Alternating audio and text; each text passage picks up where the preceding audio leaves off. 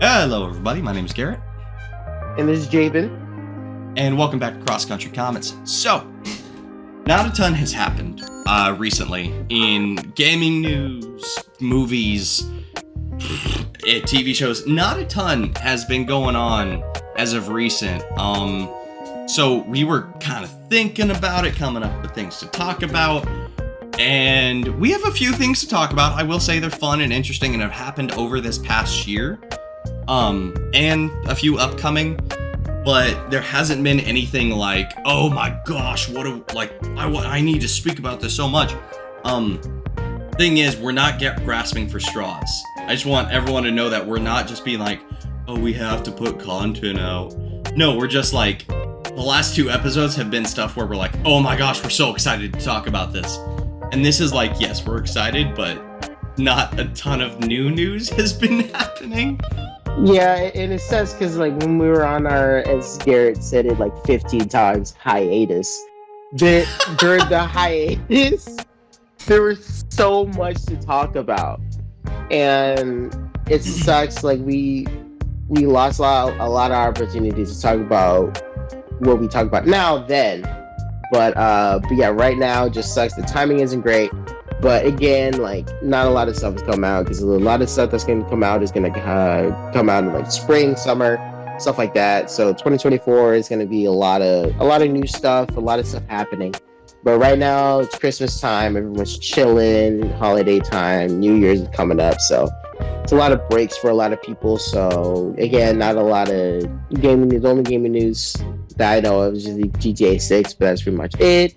And then literally movies, we'll get into that in a second, but yeah, not a lot happening. But the stuff we're talking about now we haven't talked about, so I say let's get straight into it unless you got something else to say.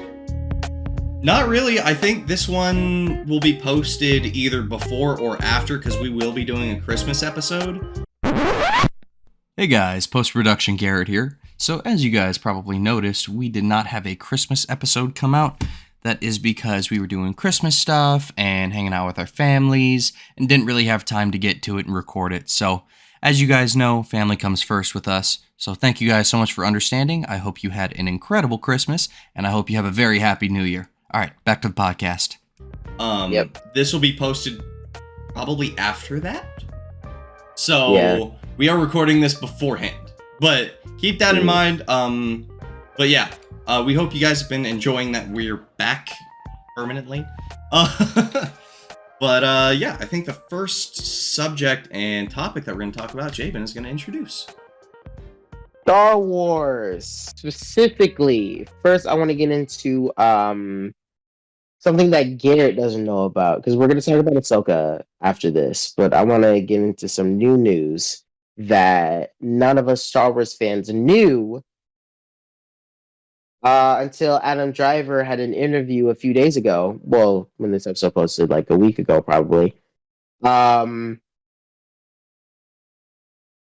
Driver and J.J. Abrams, obviously the director, of Star Wars Episode 7, had the idea for Kylo Ren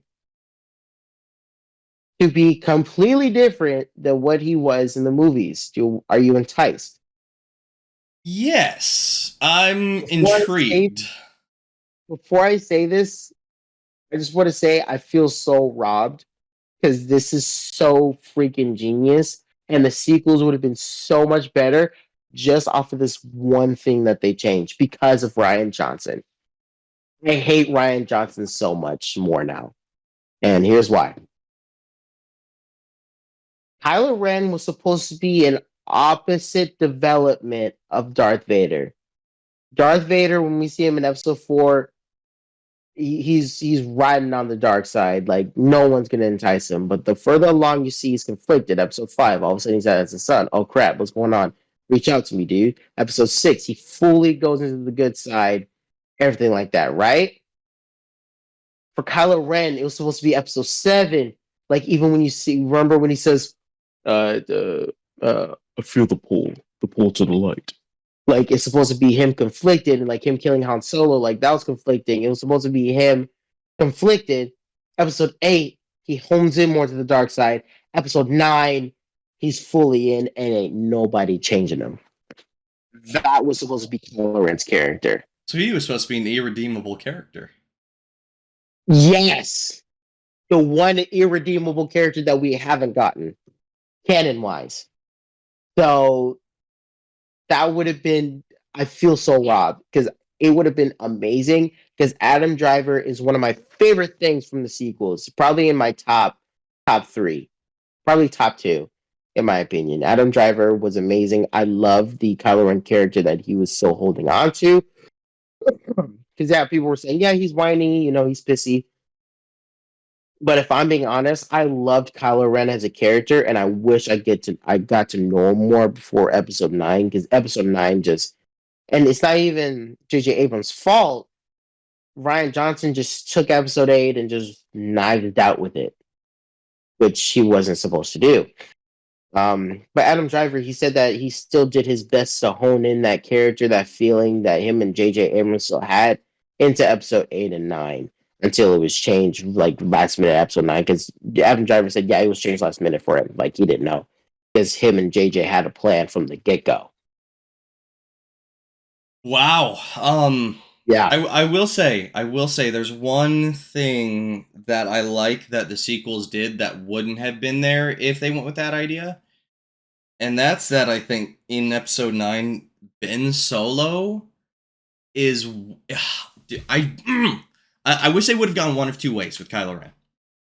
I wish they would have either gone full Sith like they were supposed to, and just like, he is awful and irredeemable, and oh my gosh, I love to hate this dude. That kind of character. Or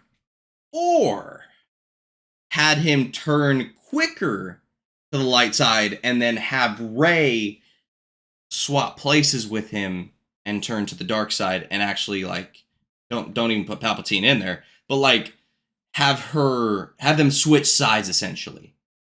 Mm-hmm. So like turn him to the light but turn her to the dark and then have them fight it out, because Ben Solo, not Kylo Ren, Ben Solo was he was my favorite part of Episode 9.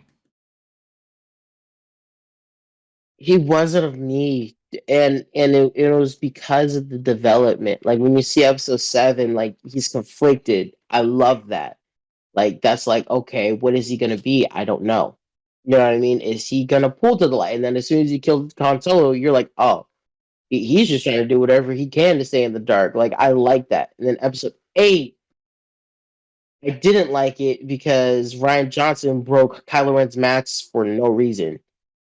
And but I did like the fact that he kept trying to be as bad as he could. I did like that part. Like he just was like just trying to mop Luke Skywalker on the floor. And I didn't like that he hesitated to kill his mom. I didn't even like the fact that he had a chance to kill his mom. I didn't like that at all. But in Episode 9, I love when he was killing people on that planet in that first like 2 seconds. I was like, yes, this is it. Palpatine return, whatever. But the fact that he still kept going and like he still kept enticing Rey, I hated the fact that all of a sudden, off of one encounter, all of a sudden he's good. No character development whatsoever.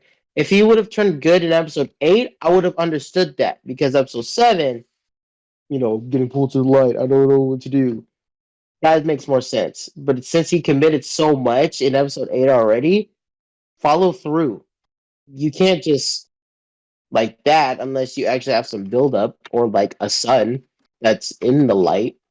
Well, that's what I'm saying. The build up to the character I did not like. The way Adam Driver acted it out, because like, here's the thing. In the little bit of time that Ben Solo had, not Adam Driver, or not Kylo Ren, but Ben Solo, the way he acted Ben Solo out, there was so many little mannerisms of Han Solo and of Harrison Ford's character. Like, I mean, just think of the scene where he was fighting the Knights of Ren, and he was fighting, and then he got surrounded, he just kind of went... Yeah. And just kind of shrugged his shoulders, because it's like, that is literally something that Han Solo did. when he was Yep. had his gun out and he was like, Episode 6. Yep. yeah, because it's like there are so many little mannerisms that in the little time that he got to play Ben Solo, he played it so well. He convinced you that Yeah. he was Han Solo's son. And so if they would have fleshed that out more, like you said, if in episode 8 they went strictly light with him and like, okay, yes, he's turning to the good side, and they fleshed out Ben Solo a little more, and then, like I was saying, paved the way for Rey to go to the dark a little bit more. And instead of just throwing that idea in there, went through episode 8 developing that switch. And then episode 9 was them defending those holds. Yeah. And I don't know. That's my ideal sequel trilogy. Is that, and then Finn possibly becoming Force sensitive way earlier, and then training with Kylo because they hate each other. Oh my god, that would have. So See, if this is what I mean. Like, we were so. Can I just say, like, to all the people that don't like Episode 7, I'm just gonna say Episode 7 to me was a perfect movie. I don't care if it's just like the New Hope. It's supposed to be. It's supposed to be something that we're supposed to like have a good feeling about, or something familiar, plus a whole bunch of new questions, and it gave us that. I feel like Episode 7 was the perfect build up for a new sequel trilogy. I'm just gonna put that out right there. I loved everything about it. I am actually obsessed with Episode 7 when that came out, and I still am. Yeah. That, to me, that is a standalone movie. Like, it goes for me, Episode 1 through 7. Like, I put it in there.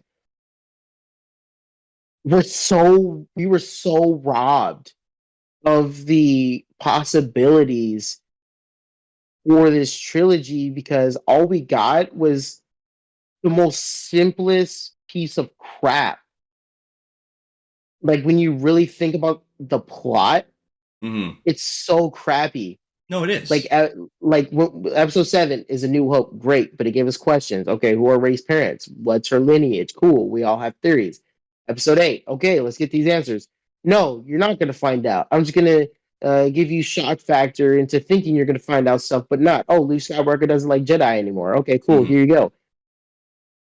Where even to the point where Mark Hamill, one of the greatest people alive, God bless you, Mark Hamill, is opposing you. Like, even Sam Witwer, probably the most hardcore Star Wars fan alive, that's Starkiller and Darth Maul. Sam Witwer, probably the greatest Star Wars fan other than Dave Filoni, is opposing. So it's like, you can't give us a wonderful setup and then go in and treat the film that's supposed to be continuous like an independent film. Yeah. No, away from the whole series. It doesn't make any sense. Yeah, and again, here's the thing: I don't mind them killing off our old characters. I know a lot of people are like that. I grew up with them, but I didn't grow up with them. Does that make sense? Yeah. Like, my grandma did, my dad did. You know what I mean? Those are their characters. Like, they have their Luke. That's cool. But for me, with this new generation, we're getting something new. Let's get our Luke. Let's get our Leia. Let's get our Han. You know what I mean? Like, let's get our group going. Like, our next one. Yeah, it doesn't make any sense, man. It sucks. But yeah, there's the news. Adam Driver's Kylo Ren was supposed to be way different, bro. And if they would have kept that, the feeling of the sequel trilogy definitely would have changed, and I feel like it would have been better. Yeah. No, I agree. Okay. Yeah. No, I agree. As far as like the whole Kylo Ren thing, it not great news to hear, because then it gets my expectations up and going for what could have been, and makes me disappointed for even more from what we got. Yeah. But anyway, moving on. Ahsoka. Yes. So, Ahsoka. So, did you want to start, or did you want me to? I'll start, and then you start with the other ones that we're going to talk about. You'll be the focal point for that one. You're Star Wars man today. Ahsoka is a masterpiece. Dude, the fact that you said that, just like you almost seem like you were contemplating life. Just Ahsoka is a masterpiece. It is because like Ahsoka is my favorite Star Wars character from the jump. Yeah. I can't hold it in anymore. Like she took that spot. I even have her lightsabers. She took that spot. Um,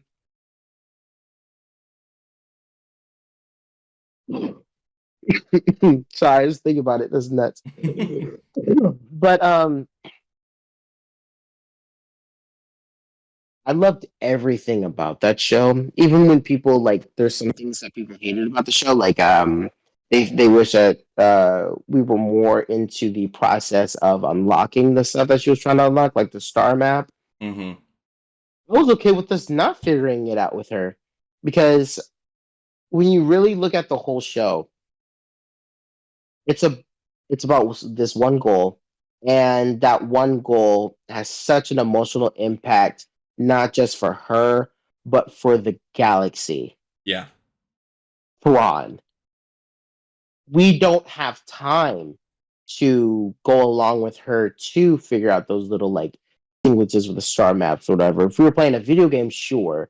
If it was like a 25 episode show with 30 to 45 minutes each episode, sure. You know what I mean? We could do those little side quests, but we don't.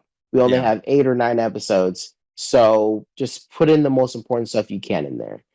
And I was okay with that. I knew Dave Filoni would have if he had all those episodes, because that's his thing. He loves making filler and side episodes. I don't know why, but that's his thing. But I'm glad that we did it. And I don't care what anyone says about Rosario Dawson and her showing no emotion. That is the whole point, and they missed the point of the show. We don't have an emotional Ahsoka like we did in Clone Wars, because first of all, she's old now. She's not a freaking teenager, which means that all that stuff that happened when she was a teenager, all the death, all the destruction, all the stuff that she went through is catching up to her. So of course she's going to be a little morbid about life.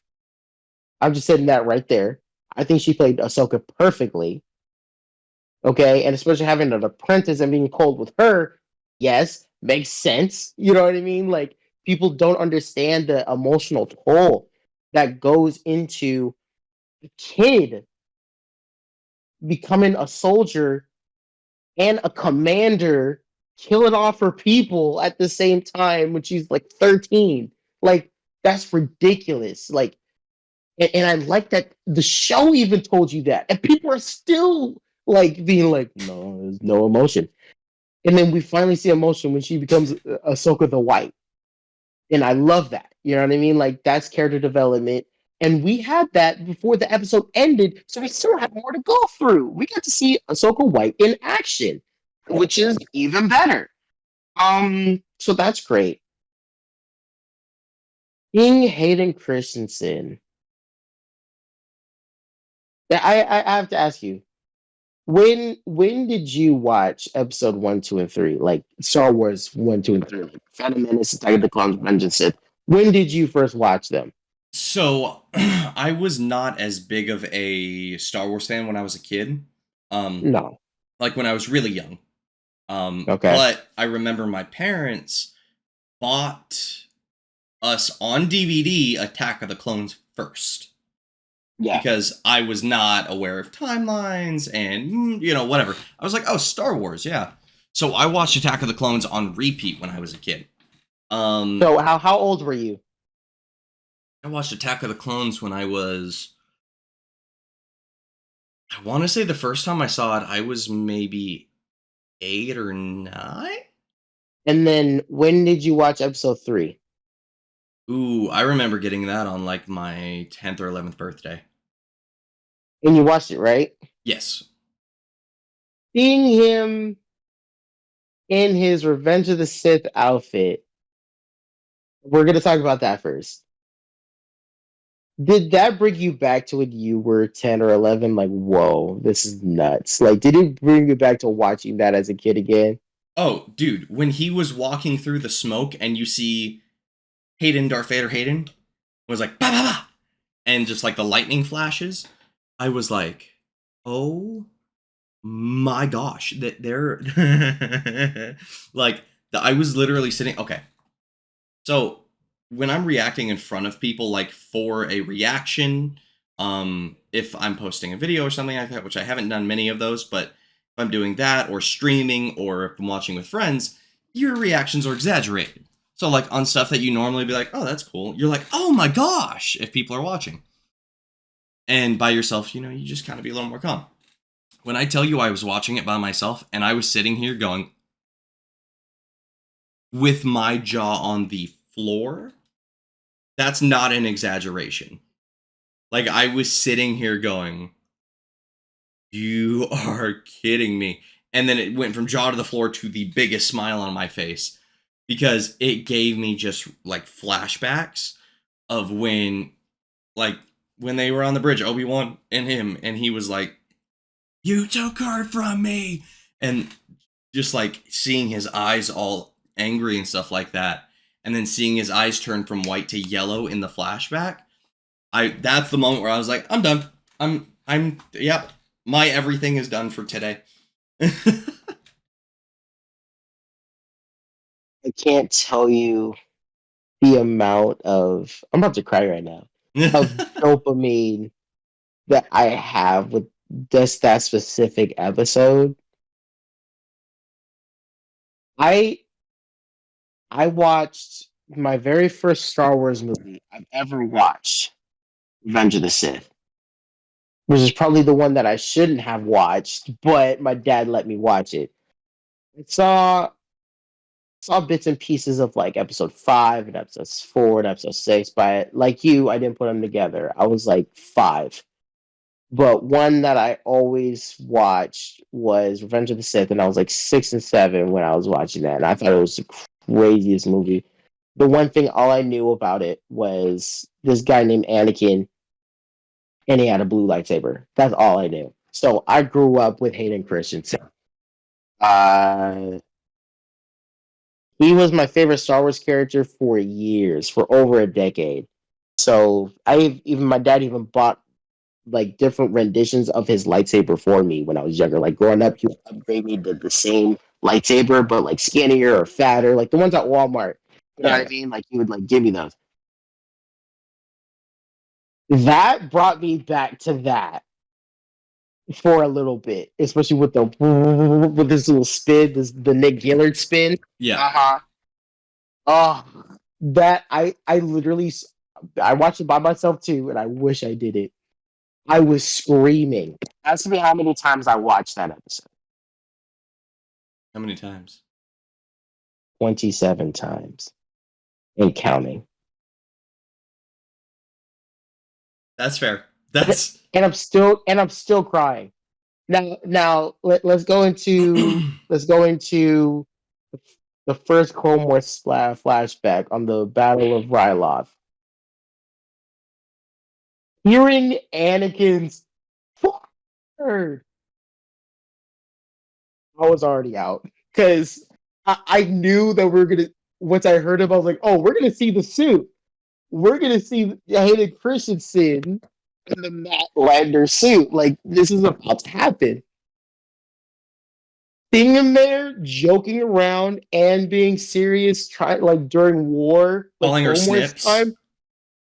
Mm, and the Ahsoka actress. She was the same actress as young Gamora. Yeah. She's she's so good. She understands. That's all I can say. She understands. She got the assignment. Oh, Like, 100%. but the emotional toll. We see the emotional toll in the Clone Wars TV show, but she, like Anakin, she does her best to like get over it with jokes, and we see her get more serious along to where she starts seeing something shifty about the council. Once she sees stuff is shifty with the council, she gets way serious really quick, and she doesn't really change from that. Um, so seeing her in this emotional state at this time again, again when she's this little, is amazing because we only see it not a lot, but we see it once in that one episode where she's flying and she's really confident that her squadron's going to make it out alive, and then all of them get jacked up. That's the one time we see her like regret every mistake she makes in that whole episode. So I like that we get to see them on the actual planet and seeing her actually touch the clone troopers and actually like vibe with them like that. And Anakin, Hayden Christensen's Anakin, going up and talking to Ahsoka. That is ever since Ahsoka, like after season 7 of Clone Wars, after that came out, I've wanted to see Hayden Christensen and some kind of young Ahsoka to interact somehow. Like that was one of my dreams, and I thought that would never happen because it would make Clone Wars and Revenge of the Sith seem like they're together. Because for so long it didn't feel like it. Like I couldn't put the two together. Like two different times, George Lucas wasn't expecting to make Anakin to have a Padawan, but now they feel together. You know what I mean? Now like it's all canon together. Just that.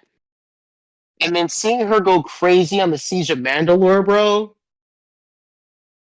I'm telling you, this actress got it. And that spin move, taking out that mall, I forgot what they were called. The red something.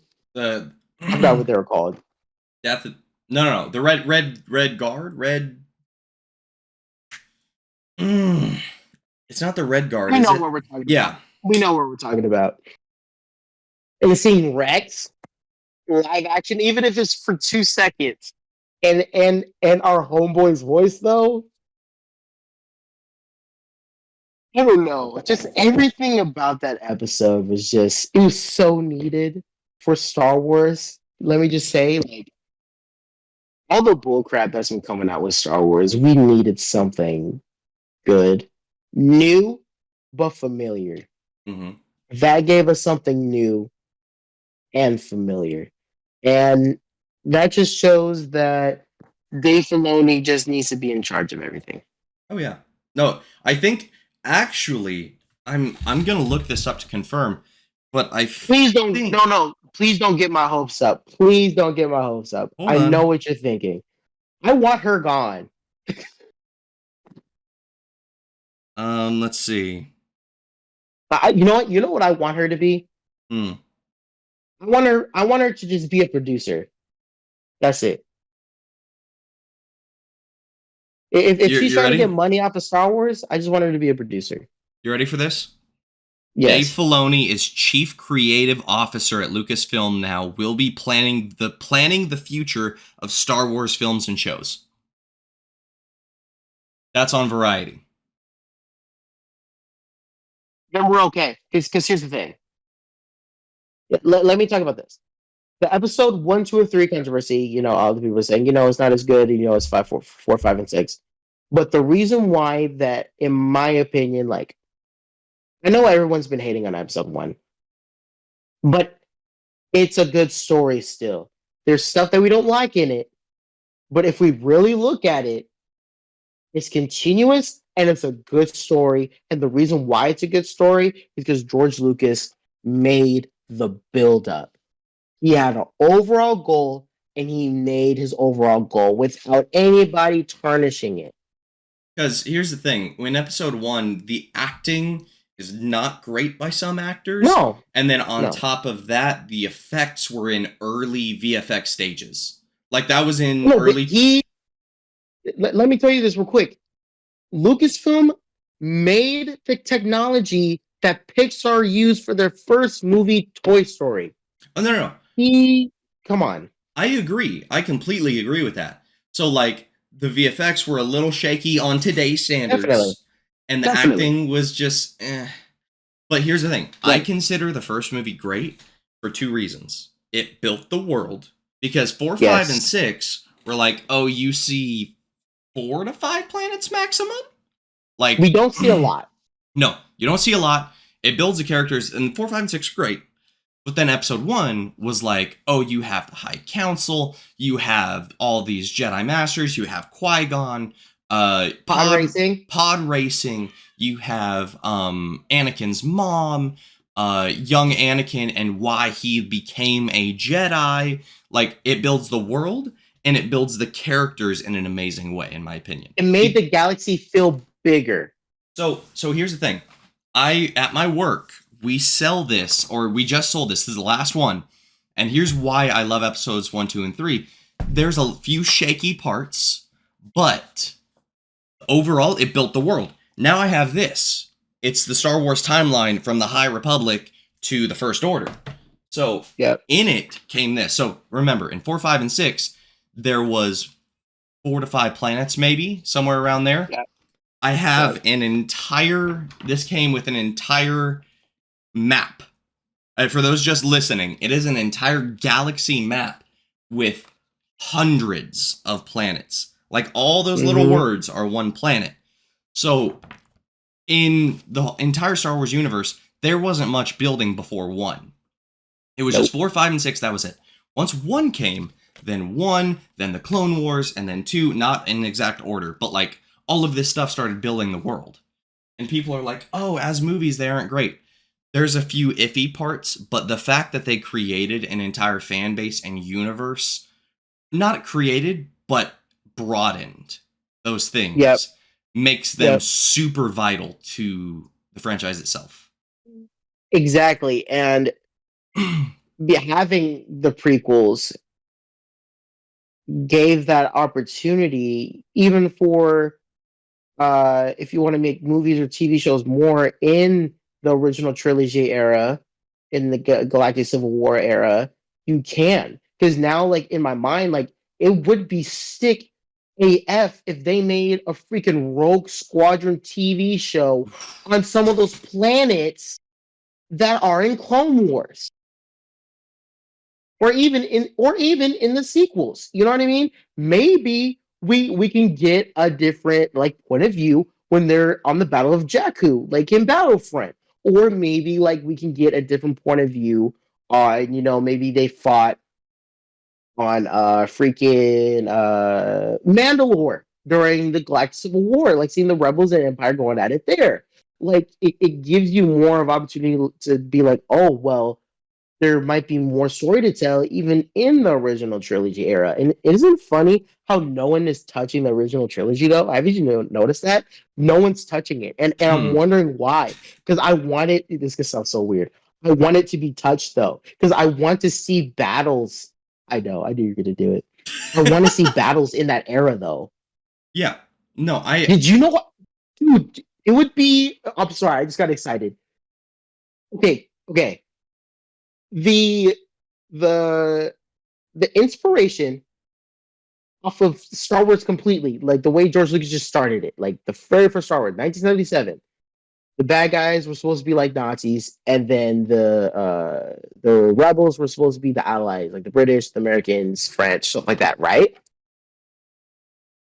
This would be so crazy if they actually made a TV show of just some battles during the Galactic Civil War, and then give you that gritty World War II feeling of like a soldier. And it's crazy because they gave us a little bit in Rogue One, just a little bit, like how it would be. I want more of that, though. I want that World War II grunge. Like, I want the Saving Private Ryan Star Wars. You know what I mean?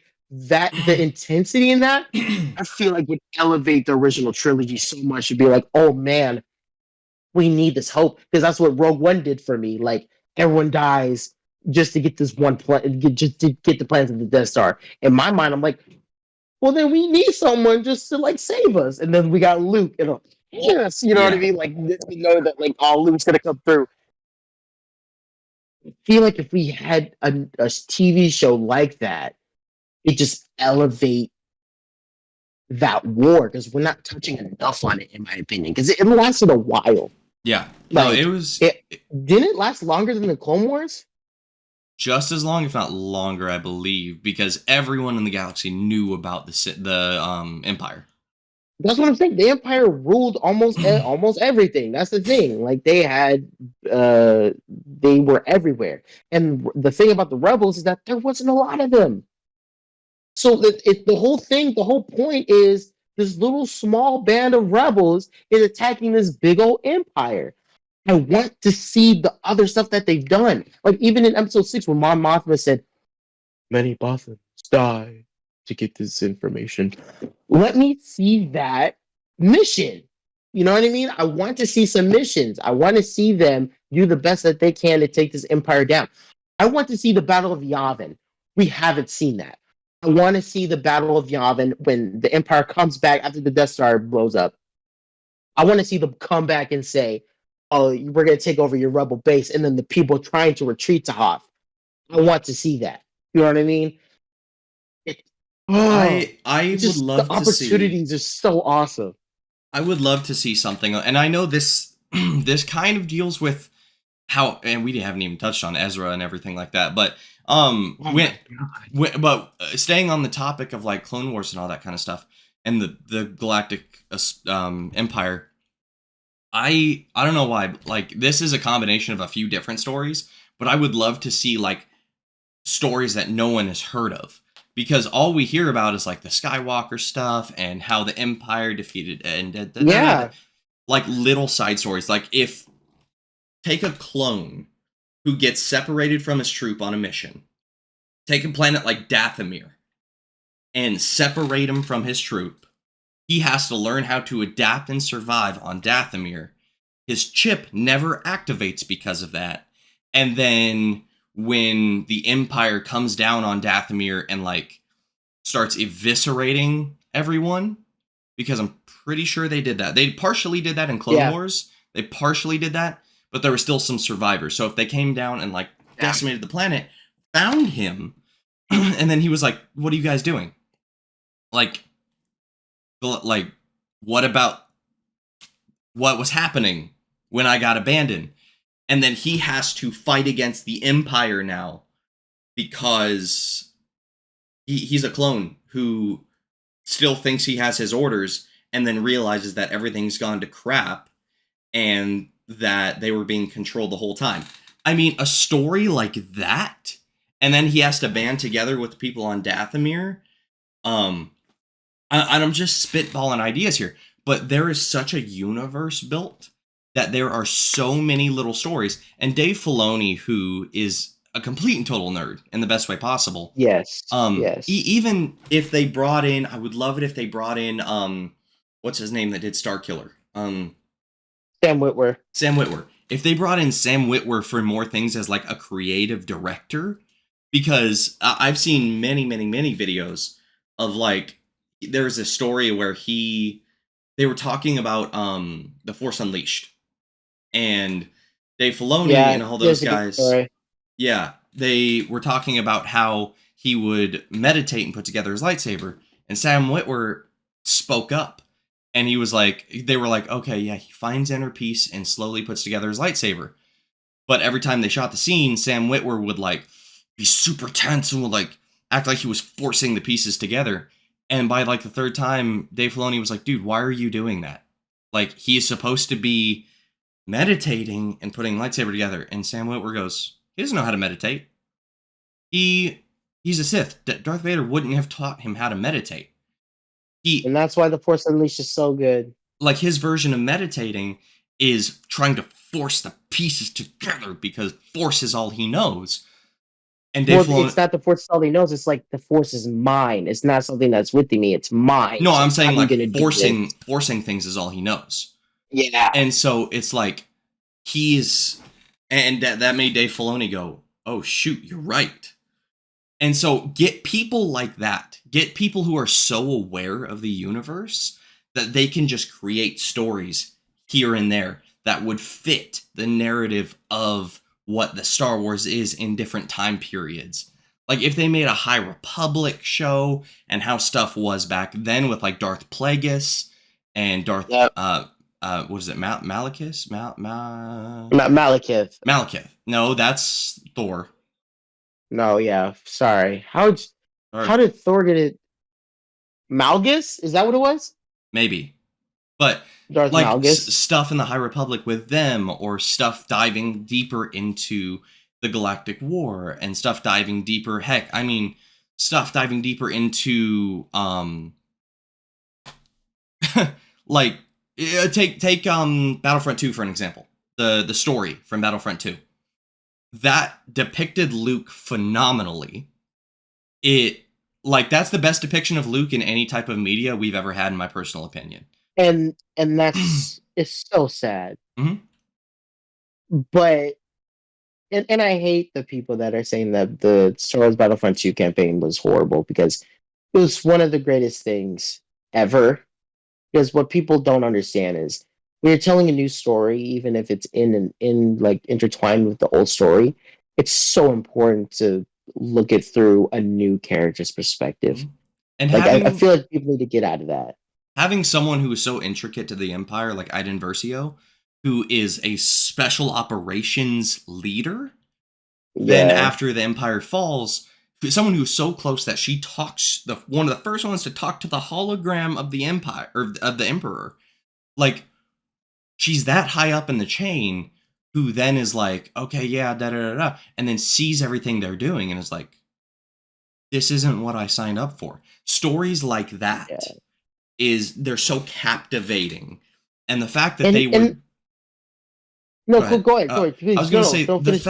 the fact that they would build that for a video game, like that type of story, should have been made for like a multiple season TV series or a full on full budget movie of, hey, there's this character with conflicting ideas, but they decided to, and I'm not even mad about it, they decided to put it into a video game with incredible mechanics, incredible gunplay, and a story that's just like, okay, I can see how someone would defect from the Empire to the Rebels after everything disbands. And then she doesn't even agree with everything the Rebels are doing afterwards. And so making complex characters like that is something that the sequels especially missed. They tried, but they did not do it right. And I'm gonna have to agree with you 100% on that. And the one thing that I love about the video game Star Wars Battlefront 2, it gave you what happened after the Death Star blew up. What did the Empire try to do? And it gave us that. Since Dark Empire isn't canon anymore, it gave them something new to be like, you know what? Let's put a little spin into it, Disney. How rock with this? You know what I mean? And it's cool because it gave us somebody new. And they coincided with our old characters perfectly. Like Leia was perfect. Leia was perfect. That was her. It was awesome seeing her get down in Naboo. That was awesome. You know what I mean? Like it's crazy. Like just like you said, it's crazy that we got that in a video game. Like you and I got to experience that firsthand. And I It's mean, nuts. the game depicted Luke better than the sequels did at all, like overall The best. by one line. He said one line that made that Luke better than the sequels Luke. And that's when the guy who was walking with him, I forget his name, but the guy from the special forces that he was helping, and Luke was just like, "You asked for help, so I'm here." So that was one line that I was like, this Because you is asked. because you asked.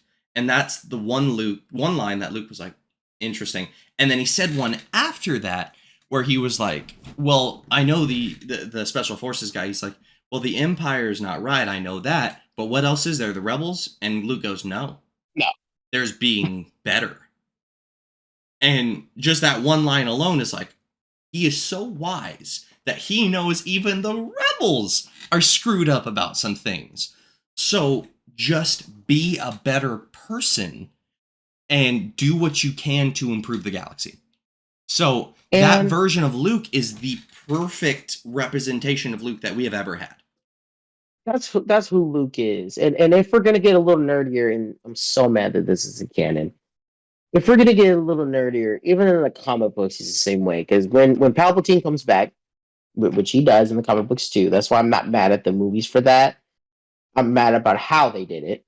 But when Palpatine comes back, and then he has his new apprentice Mara Jade, you know the orange haired girl. Mm-hmm. Her mission was to kill Luke, But then Luke found the best in her and then married the woman. Like that, that's Luke. He looks at his adversary and says, "Want to get married?" Like that's just who Luke is. So the fact that we didn't get that with the sequels is we get a completely different. How are you going to marry a Sith apprentice and try to murder your nephew who barely even ate in the dark side table yet? He had a dream. That was it. Let me say that one more time. How are you going to marry a Sith apprentice and murder your nephew off of a dream that barely might happen? Because here's the thing: if we take the ideologies of the light and dark side, so you have what Yoda said: fear leads to hate, hate leads to anger, anger leads to suffering. So in the sequels, they claim that he had a moment of weakness and he wasn't actually going to kill him, but he got scared. So Luke, the guy who brought down the entirety of the Empire, turned Darth Vader back to the light side and then married Mara Jade in, I don't know if it's canon, but He's not anymore. Unfortunately. But married Mara Jade, that's Luke's character, did all that, and then for some reason had so much fear that he drew his lightsaber against his nephew for a bad dream. Luke is not a person who has that kind of fear, because that fear leads to the dark side, which he turned away from. Let me add on to that, because you made a great point, but there's one thing that they missed too. Luke, not like any other Jedi that has been trained yet, Luke is the only adventurous one. He's always been the one without fear. He wants to discover the unknown. He always looks to the stars. That's something that Yoda didn't understand. That he felt like was a weakness that Luke proved to be not a weakness but an improvement. He looks in the places that the Jedi never looked. That's why, like, am I about to say this? Did I? Wait. Before I say this, why am I having a newfound respect for Luke Skywalker right now? Maybe because in the original way he was supposed to be written, he was supposed to be the most respectable character in all of Star Wars. Okay, yeah. Okay, then let me say this really quickly then. This is why Luke is supposed to be the greatest of all time. He's different. And it's not that he's different. He has a new outtake of what a Jedi could be. So he isn't like a traditional Jedi, and that's another reason why I don't like the fact that he had the sacred Jedi text, because that just makes him right into the way the prequel Jedi were, which they weren't good. No, you know what I mean. There's a reason why they all died. It's because they suck. Like their way of living sucked, and that's the whole point of Luke, is that he has this new way of living. Not only is he trying to figure it out, but he doesn't have the same restrictions as the Jedi do. The restrictions that the prequel Jedi had led them, I feel like, led some of them to be bad, like Count Dooku. The restrictions that the Jedi had, we see it in Tales of the Jedi. The restrictions that they had, Count Dooku was like, "Oh, y'all are tripping." Even Qui-Gon was like, "Y'all is tripping. I'm not trying to be a part of this council. Y'all suck, but the reason why I'm here is because this is the best way. This is the best way I know how to use the light side. So I don't care about y'all, but I'm just gonna keep going."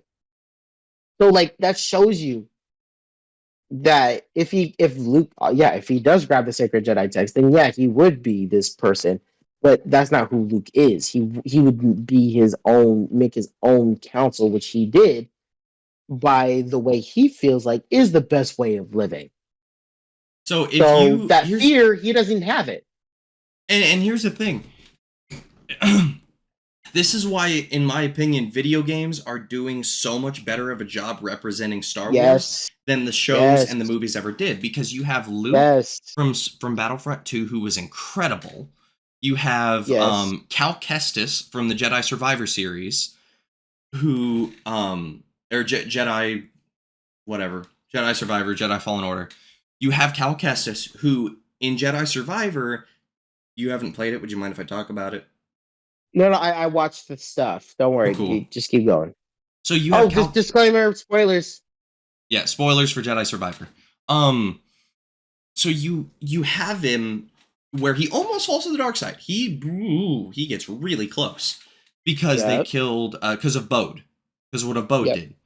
So you have him almost fall to the dark side, and then he gets brought back by Mirren. And after the game and everything, he does kill Bode. Because that's the thing, Jedi's whole thing in the Old Republic and everything was like, oh, well, we only use it for defense. Like, it's never a good idea For to kill attack. your opponent or attack or anything like that. Thing is, sometimes it's necessary. And Cal Kestis does that and shows that perfectly. Because even after he turns back to the light side, you still have the ability to go full dark side and pull out Yep. your lightsaber and go nuts on people. But it's not, Yep. it says embracing the darkness or whatever, but it's really just like pulling from power. He's not power hungry, but he knows how to control it and raise his power level to a point to where he can overcome his adversary, but not fall to the power hungry way of the dark side. It's a gray Jedi. And this is why Qui-Gon was the best. This is why Luke is the best. This is why Cal Kestis is the best. And Ahsoka to a certain extent too. Because Yep. all of them hold the values of the Jedi and the light side and what they are and could be, but they don't hold the traditions of the council and everything like that. Thank you. They know that hey, sometimes aggression is kind of necessary, or else and I hate to pull Batman out like this, but this is why Batman's no kill rule is so stupid, because Joker has Mhm. killed so many people Yep. that he is then indirectly killing people by not taking the Joker out. So And it's that's such a good point. And that's such a huge point. It's all about, and this is the whole point of Star Wars. Wow. And look at us. No, what I'm about to say, we said this, but it's only in one word. I'm about to say it. It just came to me. It's all about balance. And that's why Star Wars is so poetic, especially with the Anakin story. It's all about balance. We see the aggression, we see the lightness, we see what happens when you have both. There's a balance. and it's so good because it's like you can be peaceful and you can be a chill person not pursuing evil and just being a good person, but then someone pushes you and someone like is an awful person and is threatening you or people you care about or just people in general is threatening people, then you Always can seen. yeah, then you just like, all right, well, we're not discussing this if you're going to go that way. And just finish it right there. It's a And peacekeeper. that's another reason why, like, thank you. That's a peacekeeper. That's what I like in the Mandalorian in the end of season one, where we see Luke go ham on those Death Troopers. I was like, oh yeah, that's him. Like he's not afraid to get down. Even when he uses the force crumbling, like you see his hand go like this. I'm like, oh, you understand. Like, you get it. like that's the version of Luke. Like that's it. Yeah, no, Um, it a hundred and percent is. and another thing, like, and this is going to be very, very controversial before I say this, and this kind of off topic. That version of Luke in the first season of The Mandalorian, perfect. Okay, perfect. Star Wars Battlefront 2, perfect. The Book of Boba Fett, no, that's not my Luke. Okay, great, thank you. Let me tell you why, and I know you're gonna agree with me. You can tell, and I hate this because I felt like John Favreau and Dave Filoni would have stopped it, but they didn't, and it makes sense why.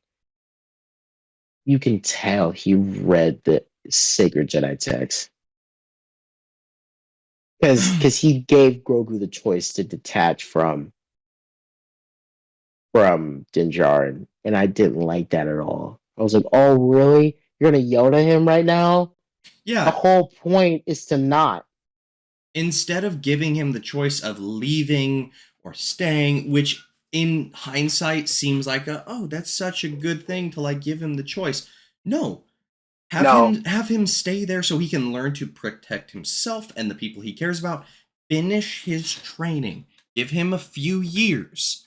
Like have him grow in the training and learn it to where he can be good on his own. And then if he decides to go find Din Djarin again, then they can build that rapport as equals and less as father son. Still have that father son relationship, but more so build like a I protect you, you protect me. We go do the best we can in the galaxy type thing. and here's the thing: this Luke in Book of Boba Fett, he has fear. Yep, That's the Luke in Episode 8. yep. That's him, Because they tried to tie and it I in. don't like that. Because And I don't like that. there's two different versions of Luke in Star Wars canon, in my opinion. There's the Yep. scared one who is filled with fear and stuck to the old ways, and then just at the last moment finds out how to be a Jedi again. And That then makes no sense. Why would he go off and try to save his friends in Episode 5? He has no fear. That's the whole point.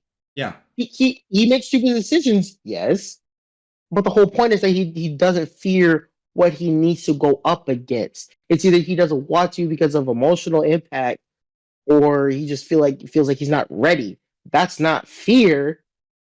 that's That's unpreparedness. And all that takes is more time and more training. And so I feel like so many pieces of media ignore that and are just like, this is Luke's character. He goes through the ups and the downs. No, Luke is supposed to be the best of us. So it's like, how are you going to give him all of these arcs of him being scared and all this stuff and trying to make it all emotional when it's like Luke is supposed to be the pinnacle? Like, yes, give him hardships, give him situations, yeah, 100%. of course. I'm always down with that. But make it to where he is able to come to terms quickly. Maybe have a moment, but then be like, no, this is the way of the Jedi. Like, this is the way that it's supposed to be. Not the way of the Council, the way of the Jedi. Because they're called Gray Jedi, not Gray Sith. Meaning Yeah. that Gray Jedi are still Jedi. There's just a little gray area in there to where if you push them far enough, or if you do something, there's no peace there. Yeah. There is destruction for a second until it gets figured out, and then they're a Jedi again. And they ride The that. rules are much looser. Yeah, they ride that line until the situation's figured out, and then they're back to peaceful. And that's, again, Qui-Gon, Luke, Cal Kestis, Ahsoka. They are great if they're written well. Because there are certain fans, Dave Filoni being one of them, who knows how to handle that, and Jon Favreau being the other one. They know how it's supposed to be because they're fans. Kathleen Kennedy, on the other hand, is not a fan. And I know she wrote some of The Mandalorian and some of Star Wars here and there. She's not a fan. She's a activist, we'll say. Yep. She is a let's put them through as many struggles as they can, regardless of what character they're supposed to be, so that we can build tension, so that we can make more money. No. That is not how this is supposed to be. This is supposed to be you give a character their personality and their beliefs and their overall how they're supposed to be, and then you twist it here and there to have them go through hardships and struggles to make the story interesting, but you keep the core of the character solid. You do not Yep. change that. She started Yep. changing it, which is why stuff started going to crap. I rest my case, Your Honor. Let me just say, I'm happy that we both are in the same like boat. Like we know what it's supposed to be. You know what I mean? Yeah, And it would be nuts, like to see. You know what would be cool in episode 8? Let's say Kylo Ren, like his next job was to kill Luke Skywalker, and they actually have a fight. But like this Luke Skywalker is our Luke Skywalker. Like he could be fat with a beard, but he still knows like how to get down. Like he hasn't been gone for long. like That would be sick. he goes full on like Qui-Gon, with the beard and just super wise and chill. Hmm. But then you really piss him off. He goes full like, okay, boy, you want to play? Yeah, We'll play. yeah, And then that would have been sick. he doesn't kill him because he knows the lineage and everything. And he's like, I am not gonna kill you unless you make me. I Yep, don't want to kill you and I'm not going to, but there's a line. You cross that line, and I know you're not going to come back for it. There's nothing I can do for you.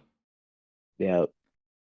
And That's you want to have been cool if Kylo Ren did kill Luke Skywalker. I'd love if Luke kept haunting him. that's what he That that's what he said in episode 8. He said, "If you strike me down, I will always be with you."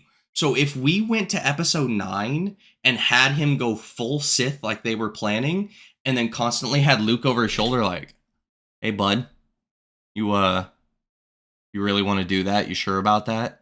What do you think mm, your mother would think about that?" Like stuff like that, almost taunting him in a way. Luke wouldn't see be evil. that's new, familiar, and nuts.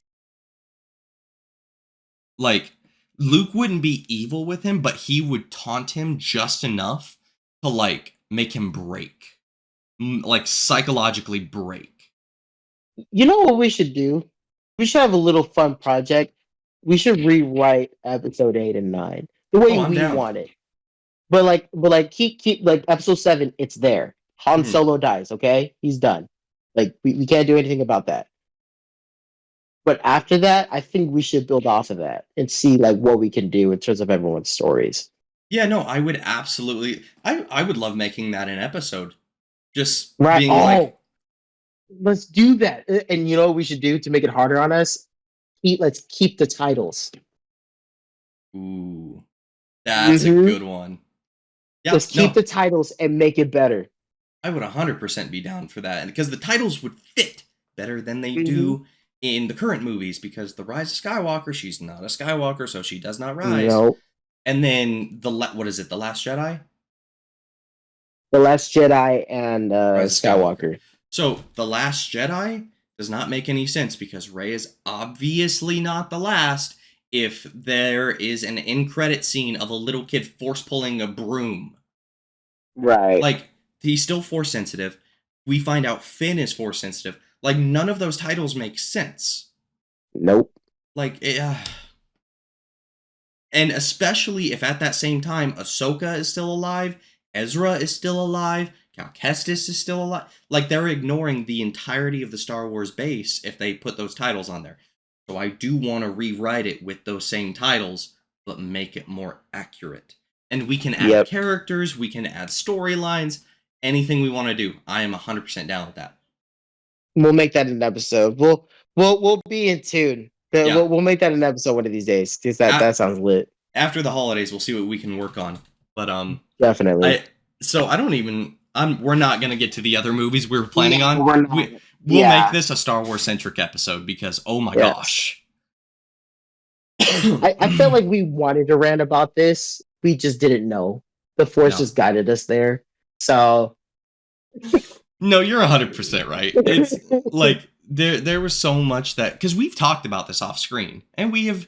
I wouldn't say ranted, but we have discussed it off of the podcast. and we even had some opposing sides for a little bit, and like thinking about what we said, like it's weird. Like now we kind of changed our points of views Hmm. together, so now we're both in like, okay, we understand how it's supposed to be.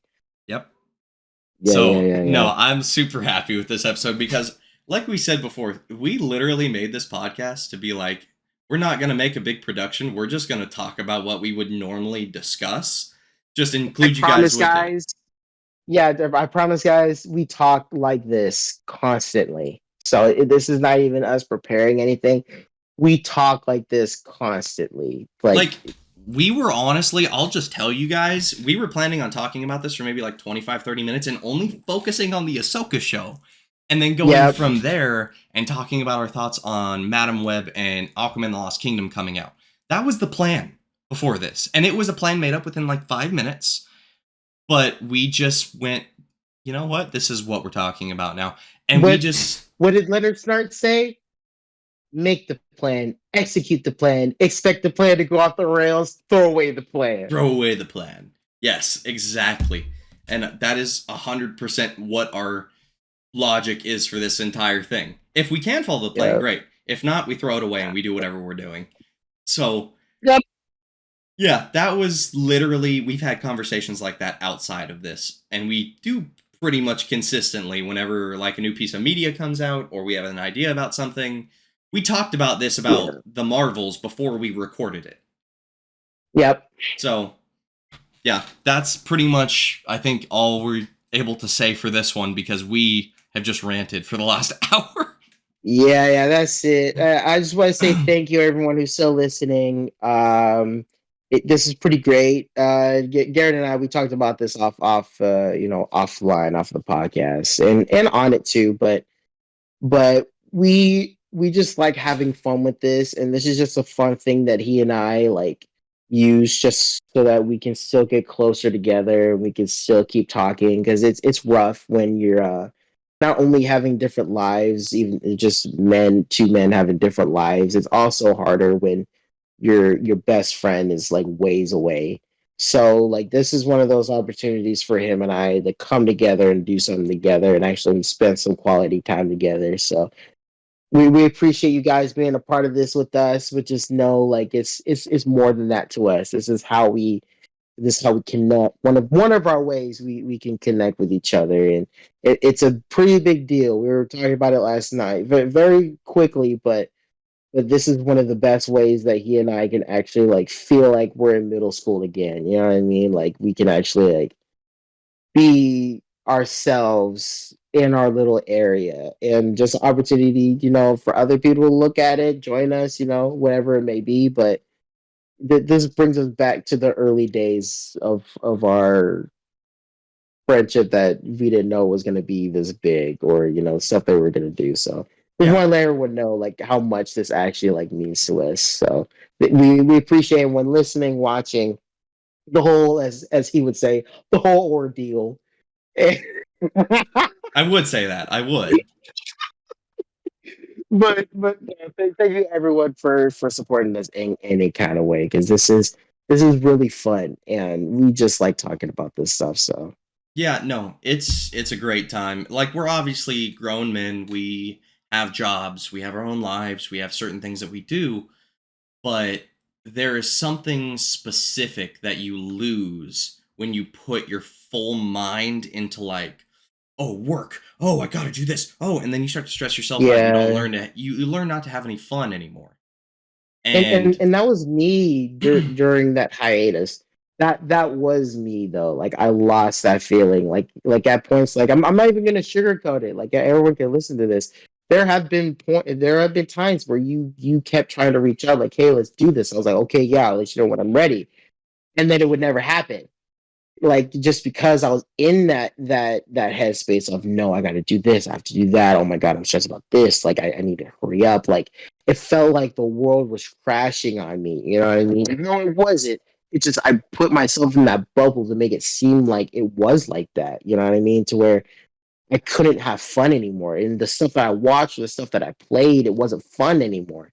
So like even when you were ready, I wasn't, and I wish I would have gotten out of that headspace, a little sooner. But like being back here like this, it's it's making it way more fun, like way more fun, especially talking about it with you. So yeah, I'm glad that you pointed that out, just because I was in that headspace for way too long. I mean, listen, I was there at one point too, man. When we had talked about this at one point, and then we didn't talk for like another 6 months. This wasn't the hiatus. This was before we even started, and then we didn't contact each other for a minute, and then we got together one night over Discord and just started talking a little bit, and then we got to talking for like it was 2.5 hours or something, and we were like, man, we used to do this all the time in middle school and high school. And it sucks because we can't do it as much now. But it was like, I just want to have an outlet that makes us forget about real life, because real life is very important. You've got to have your stuff in order. You got to have your life. That's why sometimes we will take breaks here and there, is because real life comes first. But after you get to a point where you're like, all right, I have my headspace cleared. I'm good to go. Let me get back to something that I knew was a high point for me. At that point, you are able to get in the headspace where you're not so much being childish, as a lot of people would say these days, but you are getting to a point where you are like, you know what? I still enjoy this. I still am interested in this. Let me discuss it and talk about it, which a lot of And it's people that have lost. simple. It's just, yeah, and it's that simple. We just enjoy something and we just want to talk about it. Like this, it's that simple and does so much for us. You know what I mean? Like it's crazy how much like it's impacted us just wanting to talk about stuff we enjoy. And that's how everyone on the world connects, is something that they've been through or something that they enjoy. Yeah. You know what I mean? So again, we appreciate you guys being here and listening. If you've listened this far, we very much appreciate you. And I mean, if people want to listen, fantastic. We are absolutely here to entertain you guys if we can. But if no one listens, we still don't care. If no one listens, this is still us having fun, talking, getting to discuss this kind of stuff and talk more regularly. And then it also provides, I was telling Jabin, it provides me with some fun because I love editing stuff. So editing these videos and the podcast, it's enjoyable for me to de-stress if I had a long day at work, or if school starts to get a little much, which I'm starting next month. Then this is a good way for me to be like, whew, okay, let me put my mind to something creative. So again, thank you guys so much for listening and being here, and we appreciate you guys, and we appreciate each other, to be honest. Yes, we do. But any other final words, or? No, just thank you so much for watching, and we'll see you guys in the next one. Bye, guys. See ya.